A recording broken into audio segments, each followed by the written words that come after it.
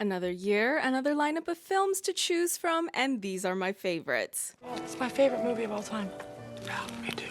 Hi, I'm LadyJenevia, and we have reached the end of another calendar year, which means that it's time for me and every other movie-centric channel to share our favorite films of the year. I keep track of what I've watched over the course of a year using my Letterboxd account, but I keep my ranking list on private so that I don't spoil things before I actually go ahead and make my video. First things first, before I start sharing my list, I want to explain my criteria because the things I use to form my list might not be the same way that other channels decide how to formulate their lists, and just in case you're new watching my channel for the first time, I would like to give that context. I have three main criteria I use for making my end of the year rankings. The first one is technical merits. This encompasses more or less anything you would expect the most pretentious film critics and analysts to judge a film on. Things like screenplay, directing, acting, editing, cinematography, and so on and so forth. The second criteria is how much do I like the film? Now that may seem fairly self-explanatory, but it is a criteria of mine nonetheless. Sometimes I can watch a film and I can observe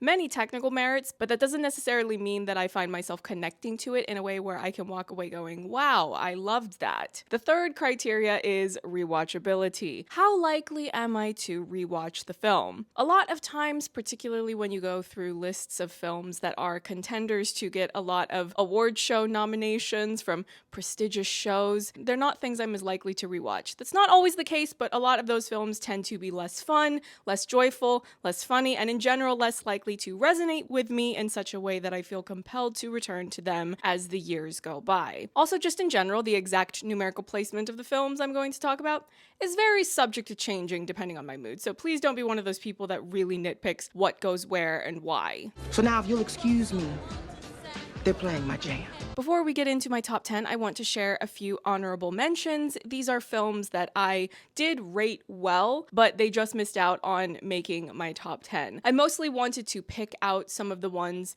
that I think are deserving of a bit more attention than they got. My number 20 is What Happens Later, starring Meg Ryan and David Duchovny. Relax. You're already living out your worst case scenario. What, being stuck here with you? Yeah. You make a good point. Meg Ryan also directed the film, and the premise is that Meg Ryan and David Duchovny play exes who run into each other at an airport, and they start to catch up on things since it's been quite a while since they last saw one another. These performers are wonderful in this. I was deeply moved by the performances they gave. Even earlier on in the runtime, when not as many details about their shared history had been revealed, I really believed that these people had a lot that they had shared during their time together. And it just really got to me emotionally, and that's because of how great both of them are as actors and the chemistry that they have. Are you going to heaven? No. You gotta be a good person to go to heaven.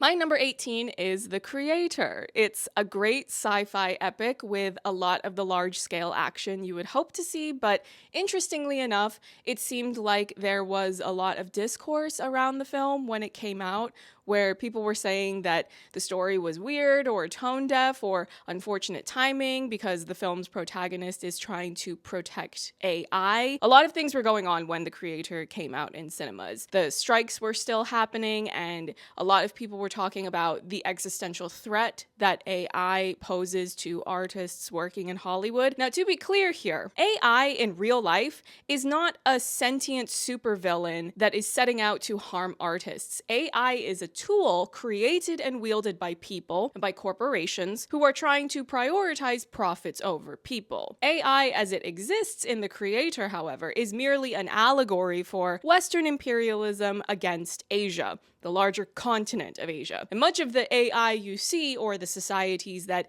embrace AI in the movie, are coded to represent East or Southeast Asia. Now, it's been a couple of months since I saw the film, so maybe I'm not remembering all of the details, but I don't know if I necessarily remember there being as much from what I saw in the way of representing South or West Asia. But when you see the actors and the locations used for these films, you can only think about Western war crimes against places like Vietnam, Laos, Korea, the Philippines, Japan, and so on and so forth. I found the film to be incredibly effective on an emotional level. I was deeply affected and moved by the story, and I think it's unfortunate that more people didn't seem to embrace it when it was playing in the cinema. A UFO has crashed in my backyard, has taken out my azaleas, and destroyed my bird bath. My number 17 is Jules. This was another movie that really hit me directly in my emotions. Clearly, my emotions sway me a lot when I go and pick out my favorites. So Jules is about an elderly man who discovers an alien that crash lands in his backyard. And I don't know how to fully explain the story without giving everything away, but there's this really moving exploration of the emotional experience of being overlooked and forgotten as you get older. There's enormous heart to the story of these people trying to help this alien find their way back home, of exploring the concept of family and community. It was a smaller film, so I didn't really hear anyone talking about it, but I try to see a lot of films that are at the cinema because you just never know when you're going to find an unexpected gem, and this was definitely one of them. 我的妻子她失踪了，老公，这位女士就是你的太太。老公。 我自己老婆我还能不认识吗？ My number 13 is a Chinese film called Lost in the Stars. Do not look this film up before you watch it, because a huge part of what makes this film so much fun to watch is having no idea what's going to happen. You need to let the story develop and unfold. Just go on the ride yourself if you really want to see it. There was something that felt nostalgic about watching it. I feel like there were a lot more thrillers with big budgets in the early to mid 2000s as far as Hollywood's output goes. Think about films like Phone Booth or Panic Room or Red Eye. Well, Lost in the Stars feels like part thriller, part soap opera, and part Asian drama. The very basic introductory premise I would give you about Lost in the Stars is that a man's wife goes missing, and one of the first things you see is him trying to report her missing to the police, but he and her were on holiday, so they're in a different country than they originally come from. And then from there, you see him going on this journey to try to find her. And I will say nothing else, but I just had so much fun watching this. It was like a roller coaster, but in the best way. 你放弃自己就算了，别拖我下水。 My number 11 will probably be controversial to have this high, but I don't care. I'm here to feel my emotions, and I'm also here to have fun. So, Meg to the Trench.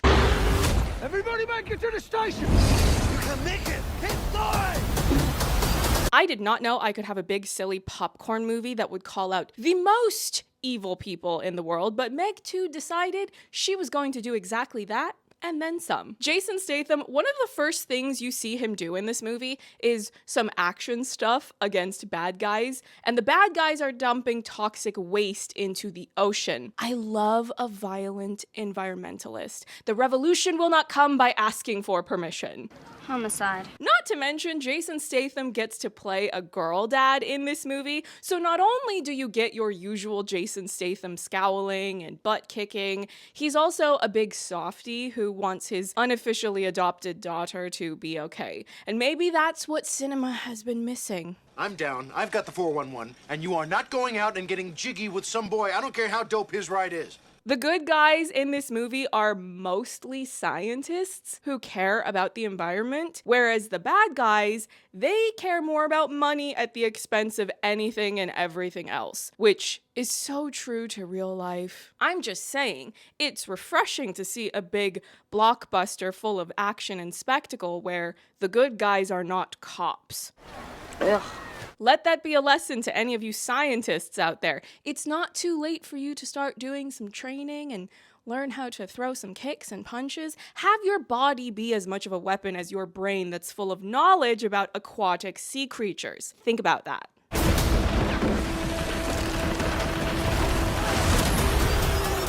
Now, let's get into my top 10. My number 10 should not surprise folks who know I love a good whodunit.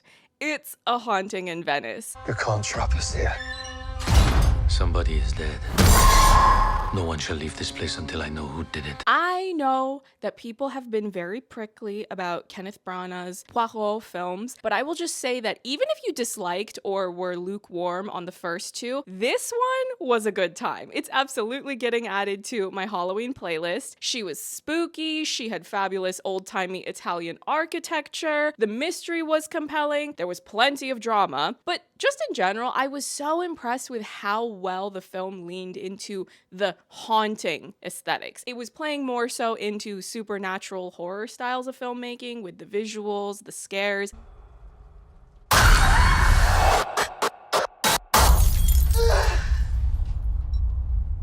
Mama?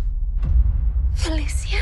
I would say that this film feels like a great warm-up for people who are too scared to watch full-on horror. I think we call these types of films gateway horror, but anyway, I don't want to reveal too much if you don't want to know who did it, but it was a great story with really fantastic visuals to look at and a nice little prelude to me visiting Italy for the first time this year. To any Italians watching, I will just say ciao. Ferre, Armani, and Versace. Number 9 is a film that was tapping into my nostalgia for films like The First Wives Club, Death Becomes Her, basically women over the age of 40 getting into shenanigans and being absolutely fabulous and hilarious while doing so. It's Mafia Mama. My husband just cheated on me.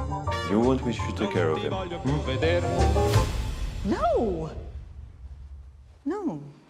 No, God, no. First of all, thank you to Bleecker Street for letting me watch that film early so that I could review it here on my channel. I wore my screener out because I wanted to get as many views in as possible before the screener expired. And I still went and saw it at the cinema because I wanted to support this. Mafia Mama is a film in which Toni Collette finds out her grandfather passed away, so she has to go back to Italy to attend his funeral. And unbeknownst to her, her grandfather was a mafia boss, and now she needs to take over the family business. Shenanigans and mayhem ensue. Furthermore, it's directed by the legendary Catherine Hardwicke, aka the director of the best Twilight film, which is the first one. It's time. There were so many movies this year released by Hollywood that were set in Italy, and honestly, now that I've visited Italy for the first time, I fully get why. If I was a famous director or screenwriter, I would make sure that I made a movie at least once that was set in Italy just to give me an excuse to go hang out there for a few months. Toni Collette, everyone knows she can serve these intense, dramatic performances, but it's so much fun when you get to see her do comedy. The situations that her character gets into and the ways that she navigates them are so much fun. And to be honest, Mafia Mama is a good warm-up for a lot of the other films that are still left in my top 10. I was clearly living for my girly comedies this year because I just wanted to have a good time. Hey, hi, I'm still in the dark here. No, it's a figure of speech. My number 8 is Kimitachi wa do ikiru, which is the new Miyazaki film. Now, I will admit that on first watch of this, a fair bit of me was going,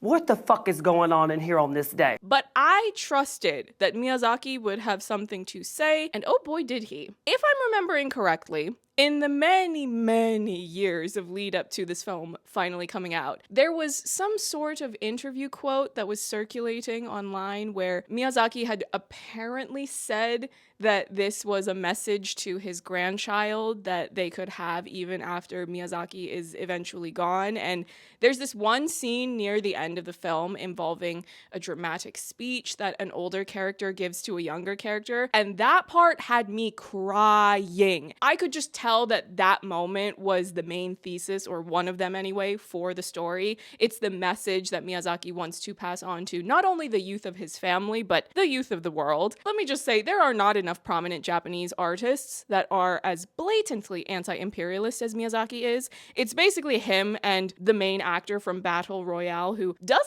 even act anymore. He quit show business to start a revolutionary political party, and now he does stuff like try to physically fistfight Japanese politicians politicians who are trying to push forward xenophobic legislation. But putting that tangent aside, Kimitachi wa dou ikiru ka has all the gorgeous animation that you want to see from a Miyazaki film. I was really taken aback by how much time you're given to just exist in the world without having characters speaking. I feel like if you were to try to do something like that in a live action film, especially an English language Hollywood film, people would perceive it as some sort of avant-garde, really out there approach to storytelling and the artistic style that you've chosen to do it in. In general, it was an emotionally moving film, very imaginative and entirely authentic to the perspective of its auteur. I loved it. And if you watched the English dub, boo to you. The only legitimate reason I can think of to watch it with a dub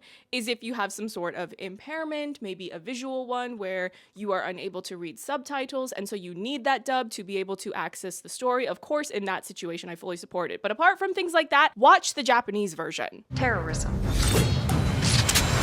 American Empire calls us terrorists, then we're doing something right. My number 7 is How to Blow Up a Pipeline. Listen. Might be headed to Texas for the winter. What's in Texas? There's no new Avatar film this year, so something needed to scratch my violence is the answer itch. This project. What kind of project? This is a very compelling action thriller about a group of activists who decide to take action, more specifically, property damage, in pursuit of environmental justice. Try to stop the pipeline from being built on my property. Poisons the air, water.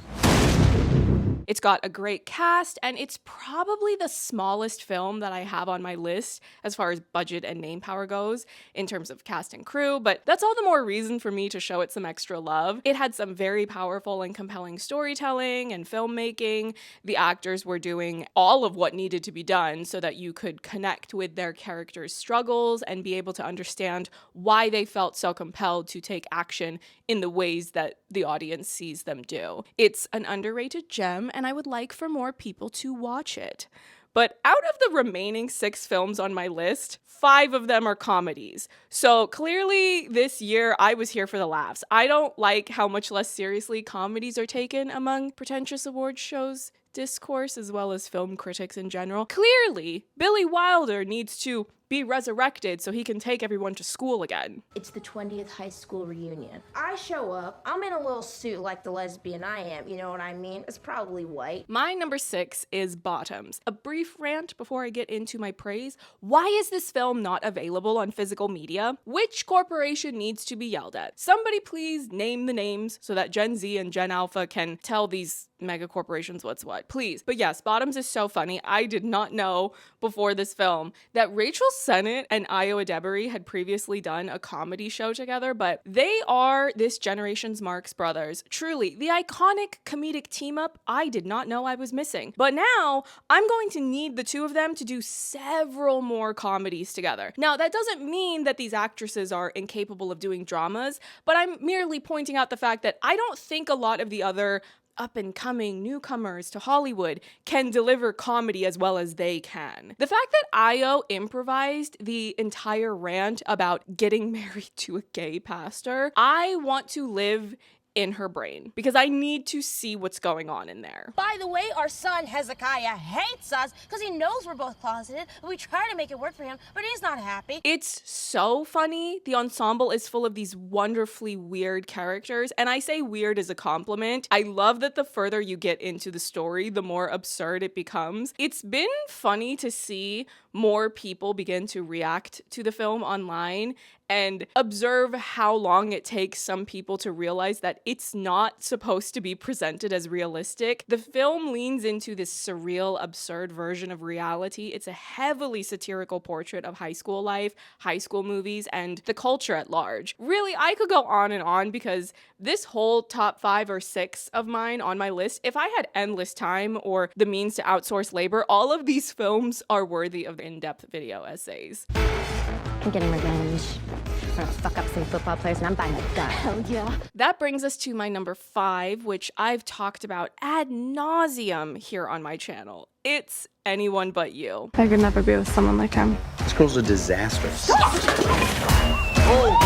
Can we just give it up once again to Will Gluck, Sydney Sweeney, and Glenn Powell for bringing back the modern literary rom-com to the cinema where it belongs. Trying to rehash all of the points I've already made about Anyone But You feels redundant at this point. And I'm not just including this film because I was able to do the press junket. Thank you, Sony Pictures, by the way. But I genuinely loved it. And that was not going to be a given because I would have been very harsh if I didn't like it. I had such a good time with it. I've seen it 3 times at the cinema so far at the time of recording this video, and I do plan to see it again at the cinema. To be honest, I already do have plans to do another video about Anyone But You, but I need to wait until after it's available on physical media so that I will be able to use the film's footage. I'm not going to tell you the thesis of that yet, but yes, I loved Anyone But You. I loved the romance, I loved the bickering and the scheming, I loved the physical comedy and shenanigans, and of course, I love Natasha Bedingfield. I feel like I need to send Will Gluck a bottle of wine or something for making Gen Z give Natasha Bedingfield all this new promo. They're out here making TikToks with the song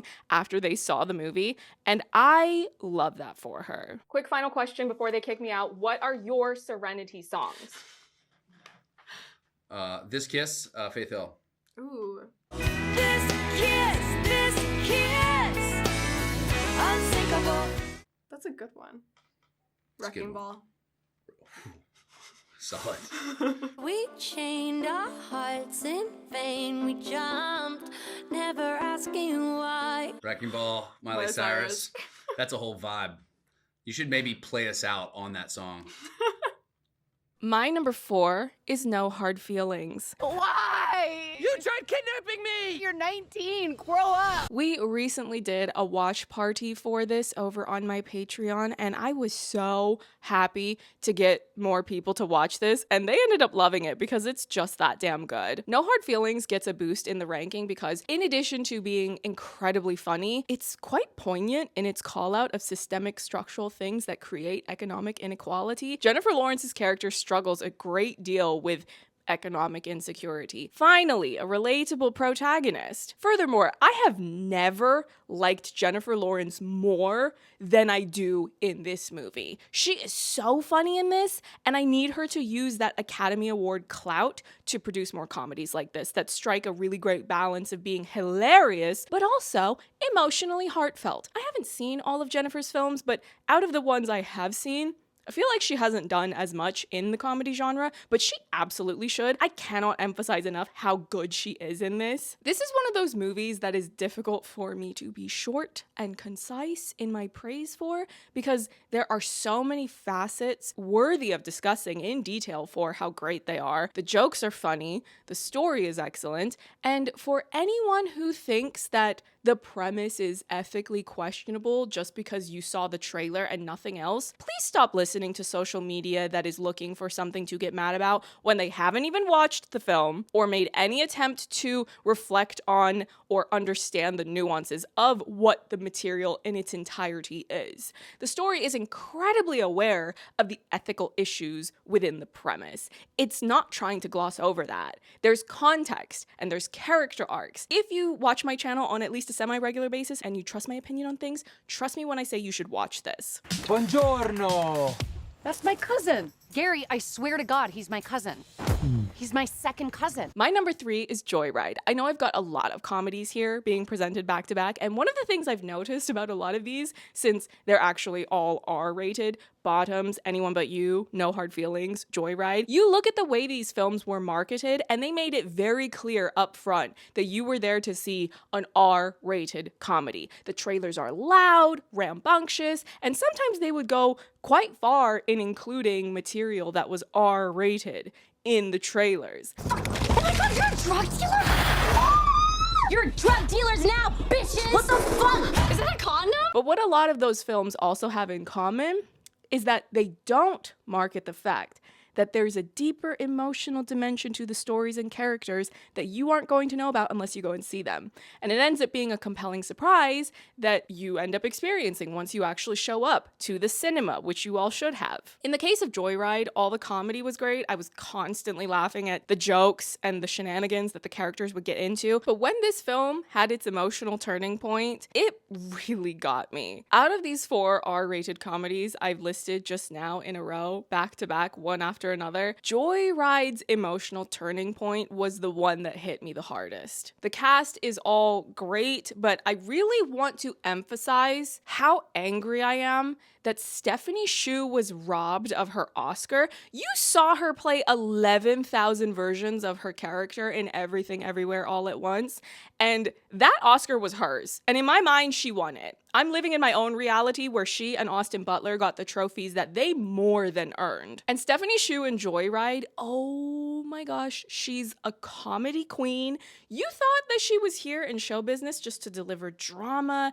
and to make you cry with her tearful heart-to-heart with Michelle Yeoh. Well, guess what? She's going to do both. She's going to make you laugh so hard because she acts from head to toe. Sometimes she'll just make a face and I just start cackling in response, or she'll start crying in one of her Joyride scenes and she's really crying, but what she's saying while she's crying is so absurd that again, you're laughing. Did you get the Coke bags out? Yeah, but only 7 and I think I put in 8. Just push, pull, twist it. It's not a puppet, it's my asshole. Watch Joyride. I have it on physical media. I have that and No Hard Feelings. I'm going to get Anyone But You when that comes out on physical. Don't have Bottoms on physical media since, like I said, it's not available. And I have that same problem with my next film. Number 2 is Chevalier.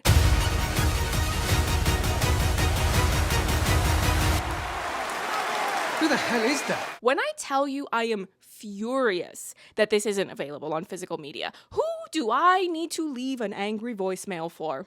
Because I need Chevalier on physical media. BB King himself, aka Calvin Harrison Jr. Of course I was going to reference Baz Luhrmann's Elvis. What channel do you think you're on? Lord have mercy. Calvin is the star of the movie, and he's excellent. He plays Joseph Boulogne, aka Chevalier de Saint-Georges, and the movie is about telling his story, but there's also a lot of other themes that you can reflect on because of the material, the subject matter, as well as the specificity of this person's experience as a Black musician and composer in French society in the 1700s. We've got the gorgeous costumes, the scenic locations, the wigs, just everything you want to see from a period piece like this. Additionally, Calvin's character is a famous musician and composer, so the music in the film really elevates things. It makes the viewing experience feel more epic and grandiose.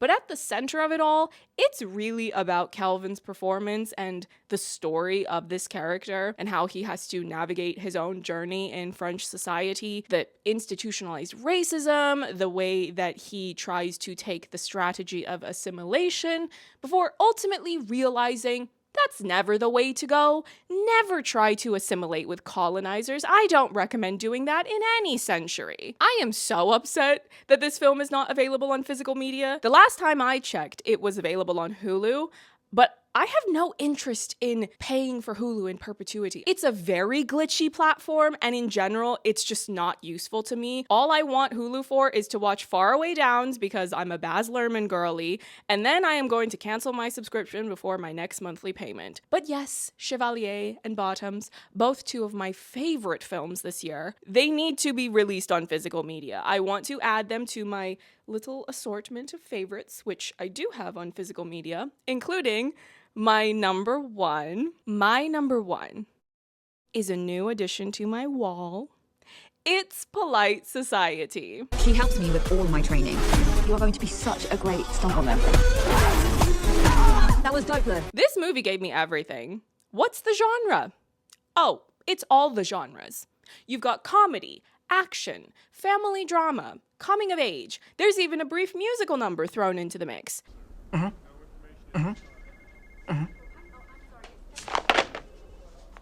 The Queen is coming. Polite Society is about Priya Khan, a Pakistani teenager in London who dreams of becoming a stunt woman. So you have that big dream intertwined with her navigating being a teenager, dealing with a school bully, having ups and downs with the relationship with her sister and parents. But the film really plays into heightening its version of reality. When she's getting into it with her school bully, it's not just going to be two teenagers calling each other names. We're going to get an entire choreographed fight routine. So much of this movie gets overshared in the film's trailer, but I also can't fully condemn the trailer because I had never heard of this film until the trailer played at the cinema I was at, and I, from that moment, was immediately hungry to see it. It's been my favorite film of the year since April when I saw it, and nothing has ever come even close to dethroning it this year, which probably was helped by the fact that there's no new Baz Luhrmann film and there's no new Avatar film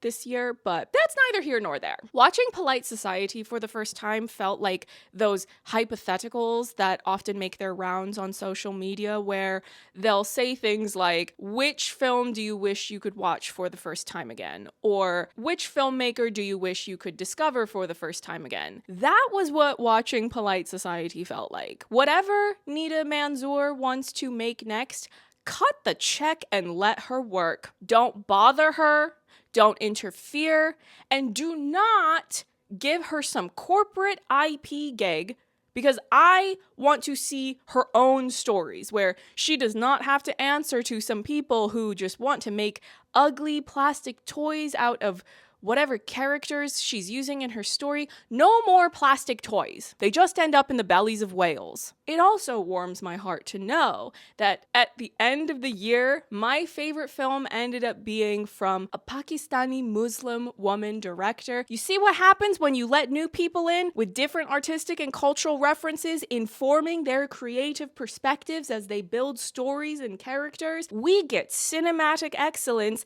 that feels fresh. Anyway, get Polite Society on physical media, or better yet, whatever your favorite films are of the year, if they don't have any overlap with my favorites, still go get those on physical media because these corporations are really out here being clowns and they're trying to erase art. And it's up to the people who genuinely love these stories to do whatever little bit we can to help preserve them. What are your favorite films of 2023? Let me know in the comments, and if you're sharing, explain your choices. Don't just give me the list. I want to know why those films are on your list. I will be back with new videos in 2024, so until then, bye.